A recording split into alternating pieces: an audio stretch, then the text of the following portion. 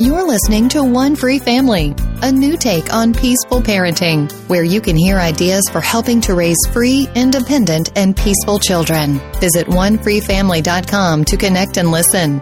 Here are your hosts, James and Taylor Davis.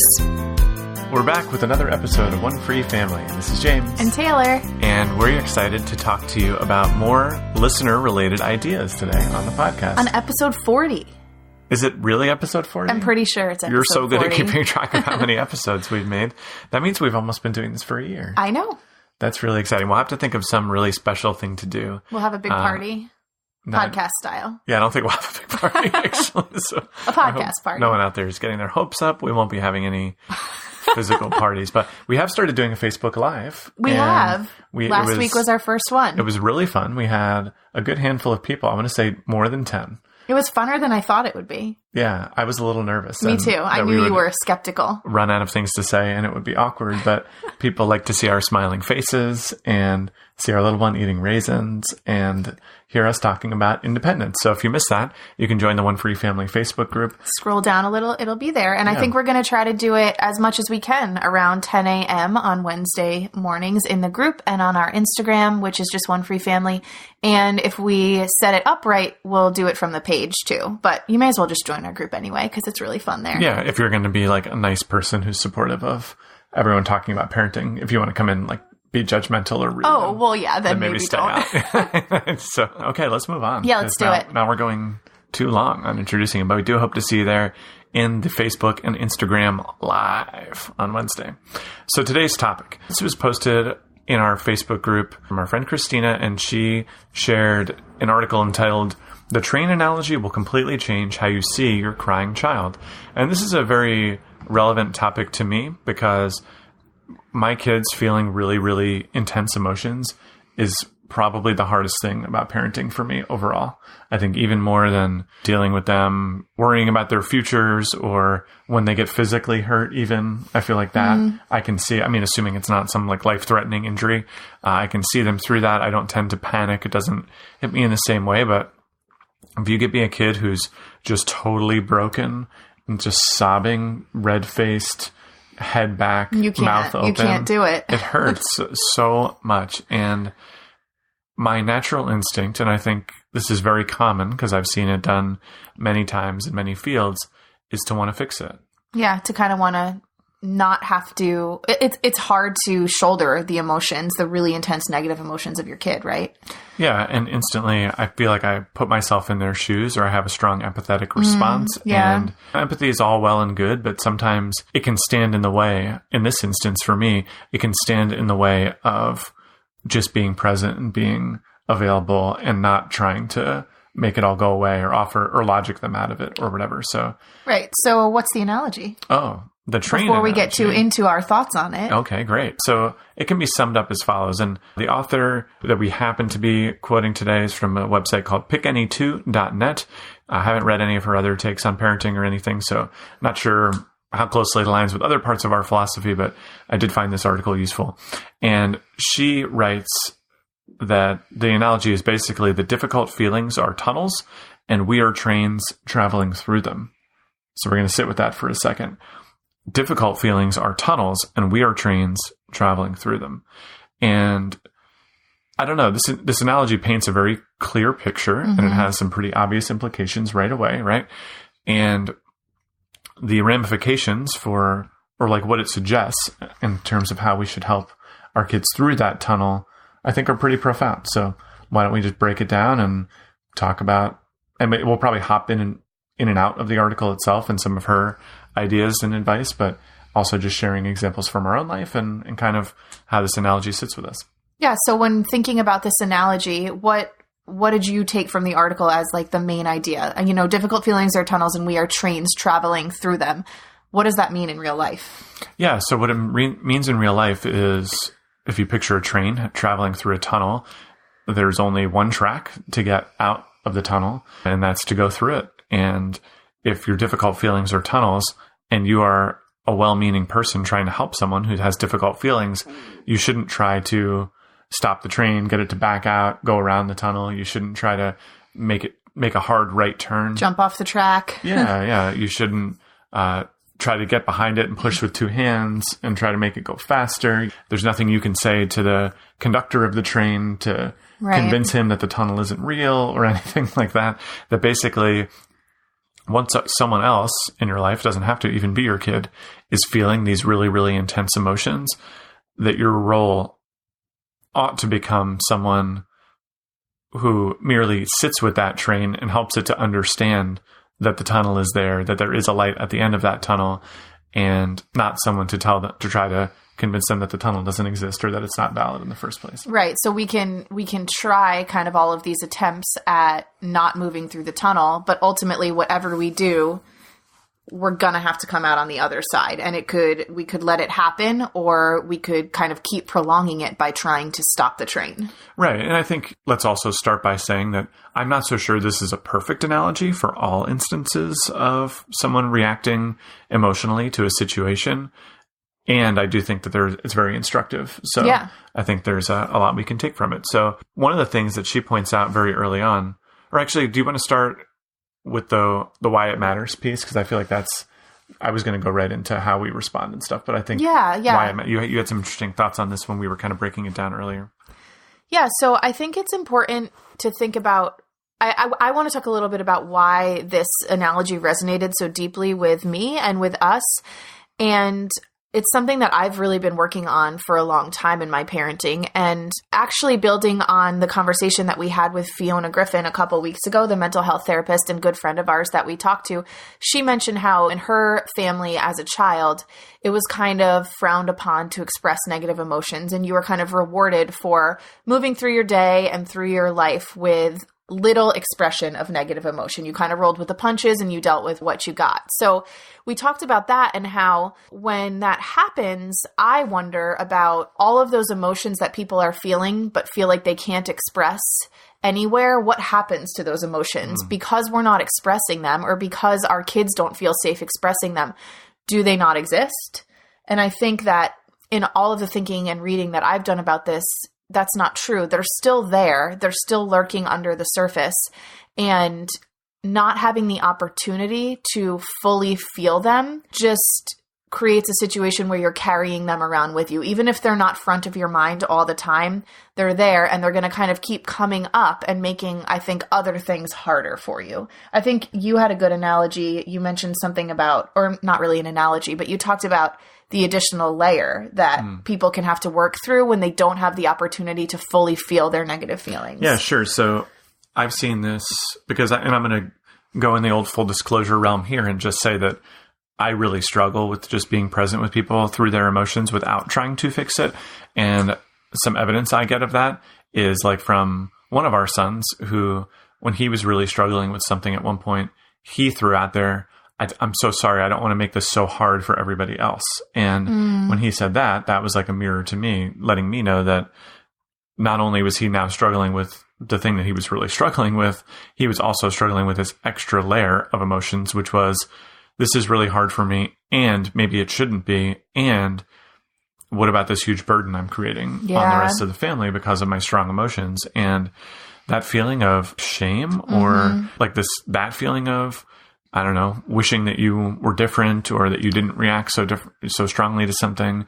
I don't imagine that that's probably a super helpful one when it comes to actually processing emotions in a healthy way. Right. Because then, like you're saying, you have to process through the actual negative emotion you're having in the first place. Right. And you also have to process through your own feelings of like shame or regret or anger about feeling that negative emotion in the first place. So you have this additional layer. And the truth is, I've said this to our kids before, people don't only have positive emotions, right? Like that's just not realistic. That's not life. What would a positive emotion, like what would good feelings even be if we didn't understand negative feelings, right?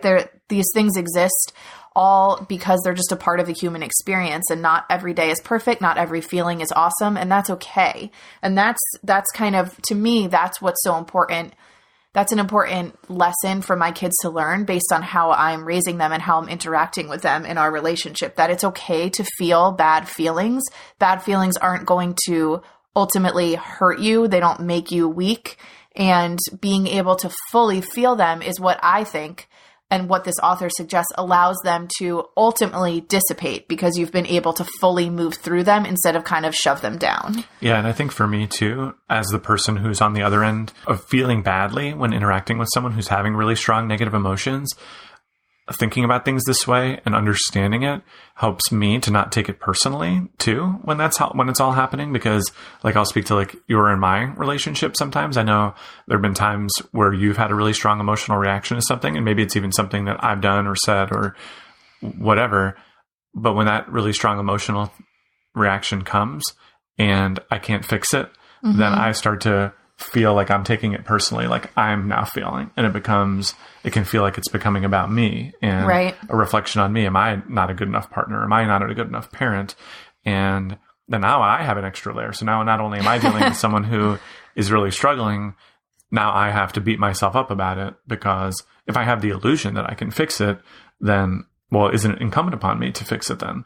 Right. And that is no one is benefiting now.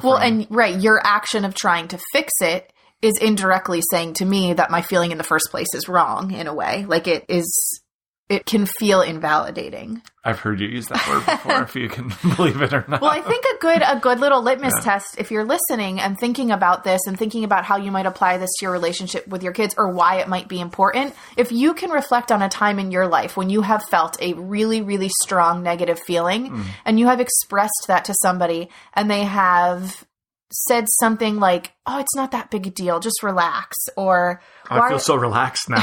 Or like, why are you so upset about that? Or something to that effect, something less than I'm here with you, something different than I'm here with you, I hear you. If you've ever had that experience in your life, and I have to imagine that every person has, you can kind of reflect on that, how that feels to you. It feels really bad to me. Well, for me, I know when I'm like really angry and someone tells me to relax. Yeah, you've said that before. Well, it's just kind of like a warm bath with essential oils and like a glass of wine. Yeah, you're like, oh my gosh, thank you. I'm so relaxed now. I'm just like, oh my gosh. I don't think you've ever taken a bath with essential oils, by the way.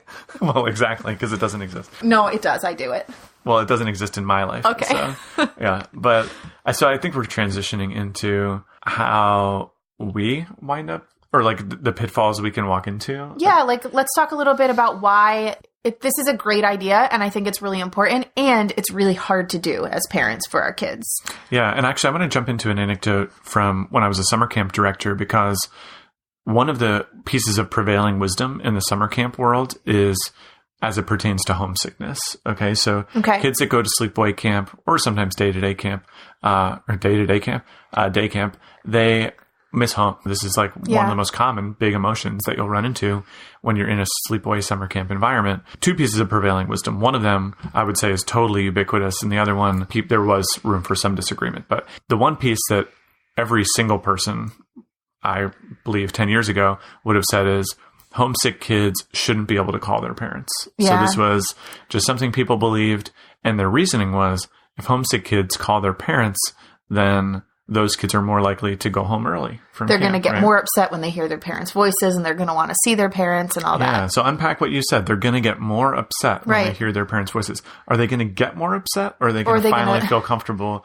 sharing their emotions? Right? That's exactly it. And so that was one piece. And when we first became camp directors and we were trying to do this whole self-directed summer camp thing, this was one of the things we brushed up against right away. I had this crying child telling me, hey, I want to go home. And Eric tells me I can't call my mom. And his counselor was Eric. Yeah.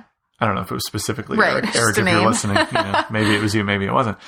And I was like, oh no, I guess you can call your mom. Definitely. Totally call your mom. You probably shouldn't be here if you're not allowed to call your mom. Like that's not the business we're in, Yeah. Kidnapping basically. And so Eric's camper calls the mom, and this was like the moment he was feeling these huge emotions, calls mom, they talk, Eric sniffles, hands the phone back to us. It's like after 20 minutes of like some serious red-faced crying. And Eric and I are looking at each other like, oh, this kid's going home. Like, sure. We know how this one ends, right?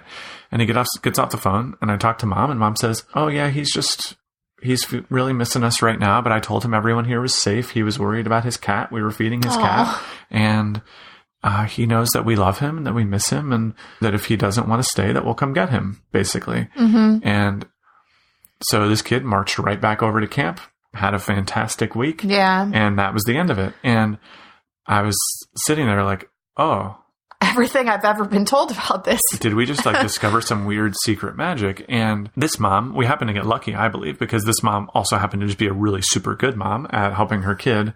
Like she listened to this kid cry for 20 minutes. Right. She validated how he was feeling. She didn't tell him to stop crying. Yeah. She wasn't embarrassed when I talked to her. Totally. And as a caregiver of the child at the time. And she just probably knew her kid really well and had been through things like this with him before and just sat with it. And they got through the tunnel and they came out on the other side. And which brings me to the next piece of prevailing wisdom, which is surrounding how you're supposed to interact with kids who are homesick. Yeah. And this is going to... Can I guess what you're going to say? Yeah, you can give me a few guesses. Go ahead. that we should try to like distract them out of it. Yeah, that's a big one. Yeah. Out of feeling homesick. Right. That you want to listen to them for a second. And then as soon as you have like a little break in the storm, people will use the analogy. Then you want to be like, oh, what about volleyball? Do you want to go, oh, I know you love swimming. Like, let's go back over to the pool.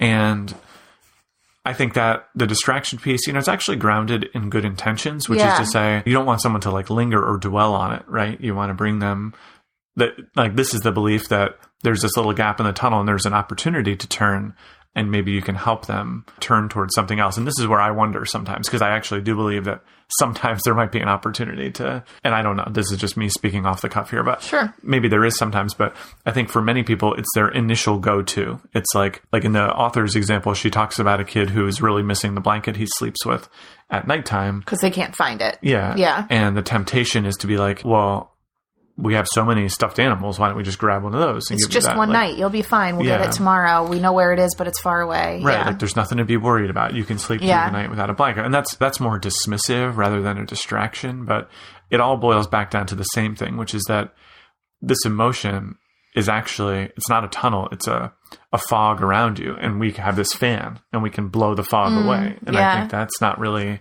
in my experience, having dealt with not only my own kids, but as the camp director, especially at the camp we grew up at where there's 200 kids, you get all of the most intense emotions wind up getting funneled to you as the camp director. And I can say, having experimented with this, the times where it's appropriate or useful, in my experience, to use techniques like that are dwarfed by the times where you only like enrage the person further or create a huge feeling of disconnection where the person... Yeah, or you just... I think a lot of times the way I saw it play out was like the kid would take the distraction for like an hour and then they would be right back to the tears and the sadness and the frustration, and that would be the pattern all week long. And that goes back to your feelings lingering. Exactly. Like I saw that time and time again with that approach. Whereas what if we actually just found the courage to sit with that kid fully for their whole trip through the tunnel? And if that trip through the tunnel ended in them needing to go home, that's okay too, right? Like honoring what people need in the moment. But yeah, I saw that pattern all the time. It just kept coming up and coming up and coming up. And it's funny because as people in the moment, and this is like where we were talking about, I think something else earlier today, but just these like unquestioned paradigms, like sometimes when a pattern, this is back to our rhythms episode last week too, actually, sometimes when a pattern continues to manifest itself, sitting there being like, why does this keep happening? Why don't we just try the same thing we just tried again? Like at some point it's like, okay, well, we're back with Tony again. It's Thursday of this week of camp. It's lunchtime and he's crying again. Like, we run out of tricks and clowns and fancy baubles for him to tinker with and whatever else distractions we have in the home. It might be video games or a movie or whatever. Now, can we finally process this now, right? And I think this is all to say too, that we recognize that this is hard, right? It's hard to sit with the people that we love most in this world, like you're saying, James, and just be with them while they are so, so sad. Right. It breaks our hearts a little bit. And that's why I think our instinct is to fix it or to make it stop so that we don't have to deal with the discomfort. And I think it also is hard for a lot of us as parents because not everybody, but many of you listening were probably raised in a way in which you didn't feel like you could fully move through that tunnel until you made it out. And not because your parents didn't care, but again, because they were struggling with the same challenges that we're struggling with, right? It was hard for them to sit through your big emotions. And so if we don't have a model for it from our own childhood, and let's also recognize that maybe we're still carrying a lot of these emotions that we never got to fully express as children. Right. That puts us a little bit behind the 8 ball, and it does make it really hard. And so I definitely want to recognize that and honor your big emotions around how hard this is, because nobody wants to see their kid just so sad. Yeah, me too.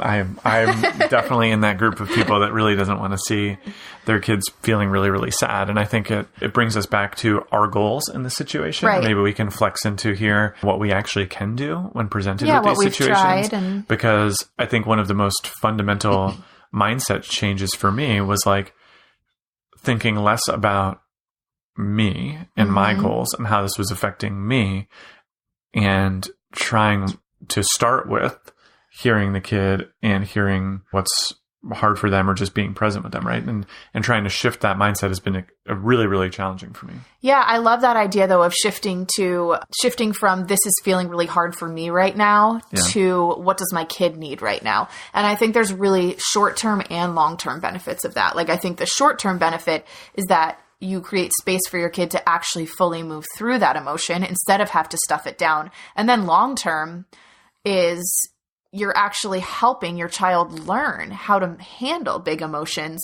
how to cope, and how to feel them, so that when they move into adolescence and adulthood, they are not looking for constant distractions from their emotions, and they're not continuously shoving their own emotions down, right? You're modeling and you're teaching and you're helping them develop a healthy way of moving through really big emotions, which I would guess would serve them very well as adults. Yeah, absolutely. So let's jump into some of these other little things we can do. Yeah. Right? So we're there and we're in the moment. And I think we talked about letting go of our goals in the moment. Like, we're there and we don't want to make it about us. So I have one example of this, and this is a little bit of a mindset shift thing too. And this also comes from summer camp, where I was walking out of my office one day and there was one of my counselors, his name's Matt, and he was with this one little girl who was having a really, really, really hard time at camp that week. And he was just there with her and he was listening to her, and he just was totally present with her as I was walking by. And if I'm honest, in that moment, and this was like someone who was, for me, a very emotionally draining person to interact with, the girl in question. And I felt like extreme gratitude for Matt continuing to be able to sit with her and help her work through this thing. And so later in the day, I found him and I said, Matt, thank you so much. Like, your patience with this girl was so incredible. Like, the fact that you can just like sit with her and be there for her is just like amazing. And I appreciate your patience with her so much. And he said, he like sat for a second and he said, yeah, it's not really patience though. And I was like, what do you mean? You know, it sure looks like Teach patience, but what he pointed out, what he said was, and really just put me in my place, which is really cool when this happens, when the power dynamic goes the other way. Yeah, when it's from someone who's working for you. Right. And and he was doing it just from a place of generosity, but he basically said, no, it's not really patience, because I really want to be there doing it. I really, like, she has such a hard time when she comes to camp. And this was a girl, she was coming with some other adult leaders. It wasn't like our normal camp that we would run. So these people brought their own adult leaders too. And those people were really impatient with her. Yeah.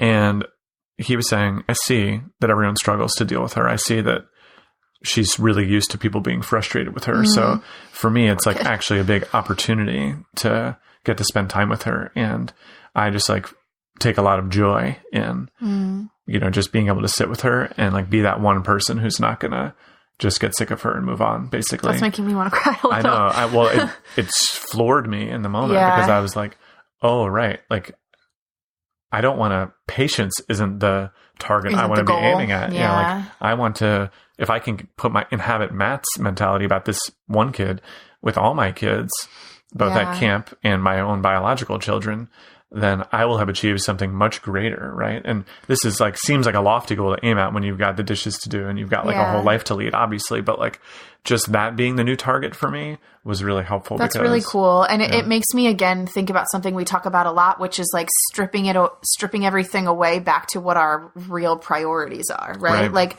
that's like a perfect segue into one of the ideas I had when we were talking, to kind of help you sit with your child through their big emotions, is to do everything in your power to just get really present with your kid And that can be, again, really hard. Like if there's some big thing that happens and your kid is upset when you're, trying to get out the door to go somewhere, or you just want to finish up the dishes so you can get that off of your like kind of emotional task list and your real task list.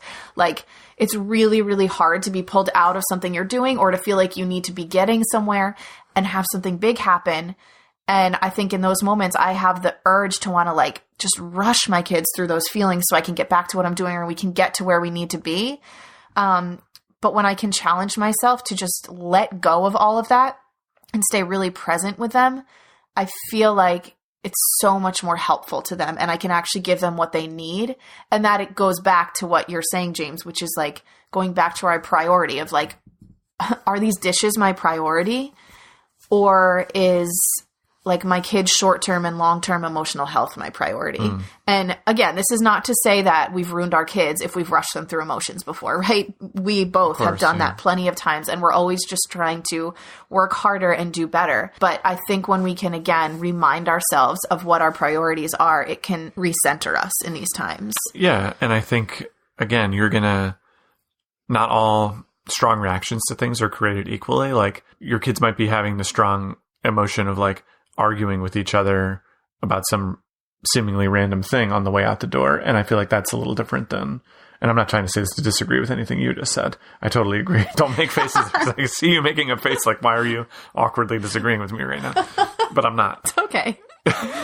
What I'm saying is like, because I hear this piece come up in my mind where it's like, oh, well, we're like trying to get out the door and like people are just like bumping into each other in our tiny little mudroom and like emotions are rising because he stepped on my foot and he bumped into me or whatever. It's like, I don't feel like we always need to sit there and be like, oh, why don't we all just like be present in this intense argument? I feel like we can just like go out the door. You're making a face like, no, I think you're right. I don't think we always have to talk about it, but I do think I still have seen in like, that's a perfect example where if that's happening and it's firing me up and then I'm still trying to rush us, right, it never helps. So I don't think I have to have a big sit down debrief every time, but if I can take a deep breath and just like pause myself from that frantic rushed feeling, sometimes they can just kind of like jostle around in the mudroom and then a second later they've forgotten about it, right? And they've moved on their own. So I still think like if I can try not to add my own fuel to that jumping fire. Into the fray. Yeah, which I which still you never do. No, never at all. Yeah, exactly. But yeah, so I think that just trying to challenge ourselves in those times when our kids really need us, just challenging ourselves to let go of distraction. Because I know for me, that is like, it's like my hardest thing sometimes, I think. So letting go of distraction, like fully being present with them, sitting near them, physical affection if your kid likes that. If they don't, be near them, but give them the space that they need and just letting them know, right? Like, I'm here. I'm going to be with you through this. And if there's any way I can help you move through this, let me know. But sometimes, so that's the other piece. And you kind of teased this out earlier. We don't have to even really do anything. We can let go of the pressure to fix it and we can just be with them. Yeah. Some strategies I like to employ when I'm in the process of just being with them. Yeah. Because I do think there are things we can say and things we can communicate that make our kids aware that we're there to help, hopefully in a helpful way, and rather than I'm a Mr. Fix-It. Yeah. Way. Because I also think, well, and I'm actually going to segue over to that in a second because there's one thing I feel like we left out, which is that part of why this is so important is that we want to hopefully equip our kids with long-term strategies to deal with big emotions, right? Said that, yeah. Yeah, but big emotions are coming regardless of what we do. And if your strategy for dealing with your big emotions is, well, someone comes along and fixes it, even whether your parent's actually being helpful or not, you could foresee a scenario where like the kid believes that the parent did something to fix it, right? Even though they were kind of working through it on their own. And that's why I would want to take more of like a coach's role rather than a consultant's role in this spot where I'm not showing up telling anyone what to do. I'm more showing up hoping to help someone feel understood and ask thoughtful questions if appropriate to help them reflect on what's going on so that this would be like, if we're back on our train analogy, this would be clearing the fog out of the tunnel, maybe, right. so they can see where the light is, so they can feel more confident. I have a question about that, though. Go. Would you ask, like, let's say, let's even go the example of the article. The kid is missing his binky. He's missing the thing that his comfort, item that he sleeps with every night. Mm-hmm. And she talks about how first he's angry, like he's kind of raging. Is that when you would start asking him questions to try to coach him through those feelings? Yeah, so it wouldn't be... So asking him questions makes it sound like an interrogation. What I would do, I would ask questions, but I would basically ask questions only in an effort to help understand what was going on. So I might say, like, if in this scenario, I would say, like, if he's like, oh, I'm not going to go to sleep until I get my blanket or whatever, I would say, oh, so you're feeling really upset that you don't have your blanket right now. Right? Would you say, like, it sounds like it's going to be really hard for you to sleep without your... Yeah, so there's two pieces there. It's listening framework. I don't know what... Active listening? Yeah, active listening framework. One way I've heard this phrased, and I think we've actually referenced this on the podcast before, but they call it, this is from Camp Augusta out west randomly, reflect, reframe, and validate. So the idea being that reflecting is basically just repeating back to someone what they just said to ensure that you have an understanding, because sometimes this can... They'll say, like, no, that's not what I meant. Right. Well, sometimes they'll say, most of the time they'll say, yeah, right. But sometimes they'll say, oh, no, I'm not angry. I'm sad. Yeah. And it serves two purposes, right? It gets you clarification, and they know that they're being heard. Right. Mm-hmm. And then the validation piece is... Wait, what about reframe? Okay. So I don't recall exactly what how the reframing was relevant there. I just remember it was their RRV framework. No worries. But I think it was essentially, I do know what reframing is. Reframing, this had to do more with when people were in conflict with one another, but it was basically if someone's using extremely loaded language about something else. So if you were to say, it's like a conflict resolution piece. I'm so angry and James is a jerk. I would say, you're feeling really angry because you didn't like when James took your blanket. Gotcha. So it's like acknowledging the emotion, but just like reframing it in a way that doesn't attack another person or something. Exactly. Okay. So that's not really relevant to this example, and the validation piece is simply, and it's okay, right? You're missing your blanket right now. Okay. I would even go as far if I were in that situation to say, like, I can understand why that feels so hard for you. Like, you love sleeping with that thing. It gives you so much comfort. I get it. Right. And so the questioning here or whatever is more to gain clarity around the situation, and it's asking thoughtful questions. It's not like, trying to catch anyone. Like, do you remember when you went to bed 2 weeks ago without your blanket or anything like that?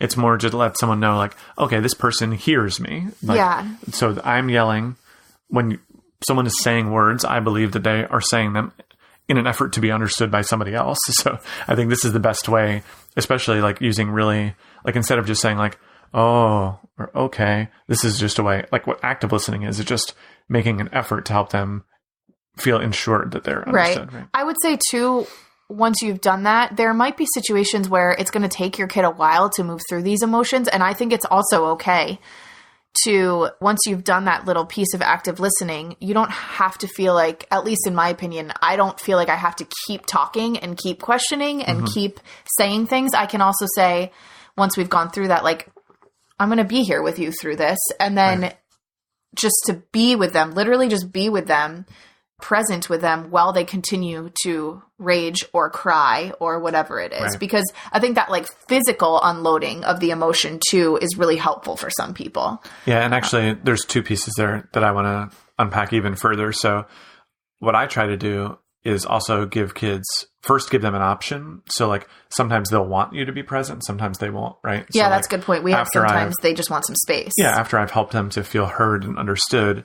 And if I'm there, this is an art more than a science. Like you're going to gain, your kid. I've done this so many times with so many kids and our own kids that I have learned when to ask this question, I feel like, but just asking, so do you feel like you want me here right now? Or would it be more helpful to process this on your own? Yeah, for sure. So it's not a threat that I'm going to leave, but it's like, it's like, I'm totally here if you want me here. Yeah. Cause I think we've all been there, right? When like, sometimes you're processing some big emotion and like the exact person you don't really want to help you is trying to show up and help you. And you just like, want some space. Nah, I think I'm good right now. Sure. Right? And then the last piece is And maybe this is more relevant for kids you know less, but I bet it could be relevant for your own kids too. But it's leaving the open door. Yeah. I would always teach my summer camp counselors this as well. I would tell them sometimes a kid is dealing with some big emotion and you might get the sense that they do want to connect with somebody about it, but they might not be ready to connect with you yet. Yeah. Really letting them know that, because sometimes like I've also been on the other side of this. You actually do really want to talk to somebody about it, but you're like not quite up to it just yet. Mm-hmm. And so, but hearing someone say, oh, well, I see that you don't want to talk about this with me right now. That's totally okay. Like, just know that I'm not going to take that personally. And obviously you're going to cater this discussion in an age appropriate way, Sure. whoever the kid is. But if I was talking to a teen, let's say, I would always say, I can see that you're like not really interested in talking to me about this right now. That's totally cool.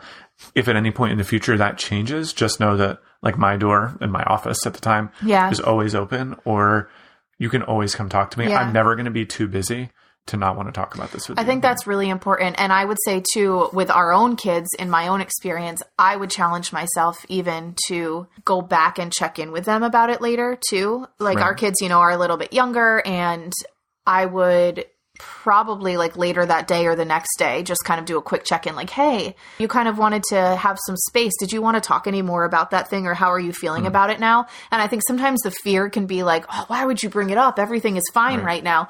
But for me, again, especially with kids who are younger and might not have as many tools, like I would like to check in with them again and give them the space to continue moving through that tunnel and get to the other side. Because just because they went away and wanted some space, I can't be assured that they've really moved through it. And I just want to open that door for them one more time. Well, and this is like where I think the tunnel analogy works again, where it's like once somebody's through the tunnel, you can't really like push them back into it. Exactly. If they've gone through it, you'll know. Yeah. I'm reminded of, I met another guy.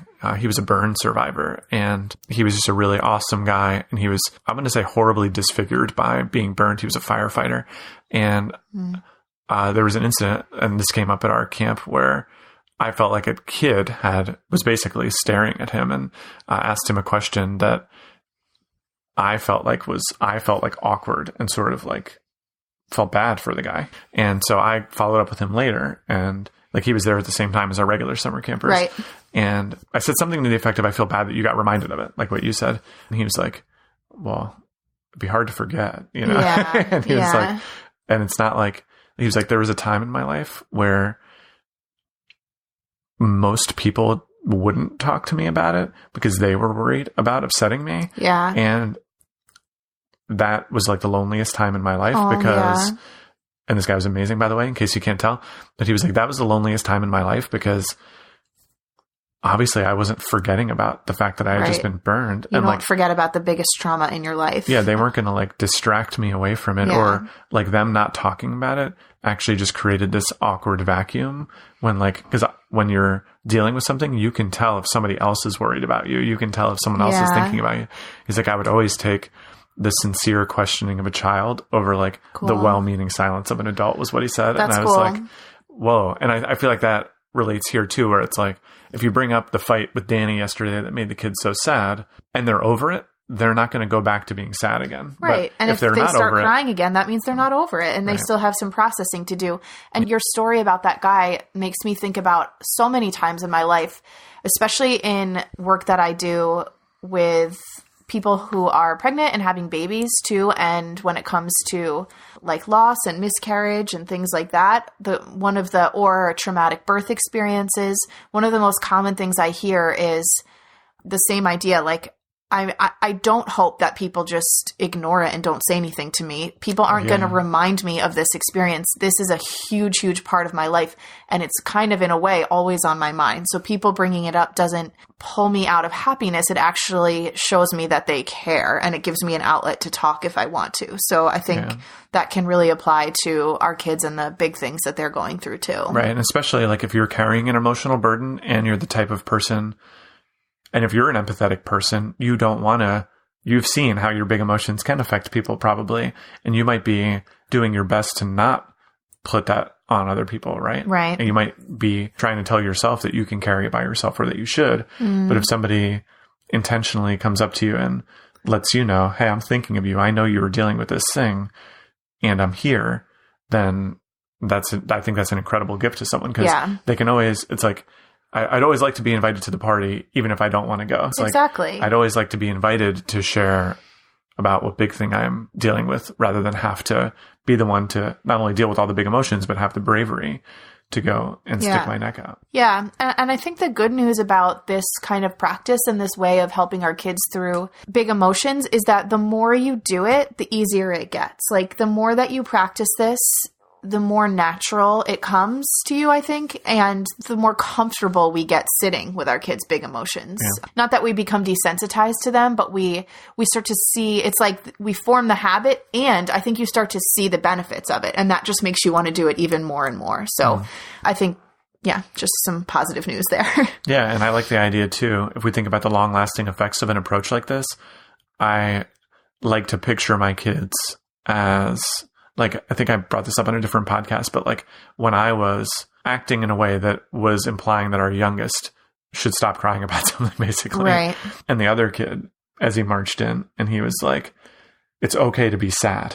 Like, he reminded me of that. Yeah. I was like, oh, he's hearing that from us, primarily you. Right. And he's going to be the person in the future when somebody else is sad.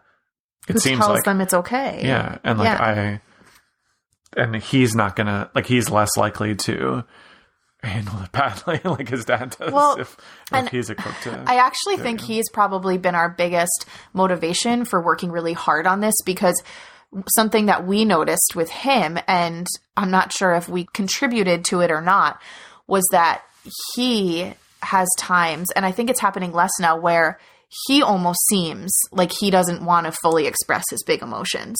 And it's like, we've seen that they're there and we see them playing out in different ways. But it would be like when he would get hurt or get mad or get upset about something for a while, he would almost want to like cover it up, or you'd see him like fighting back tears. And I think I know James is looking really sad thinking about that. But actually, that's a great kind of reminder to you and to me, right? That's actually worse, right?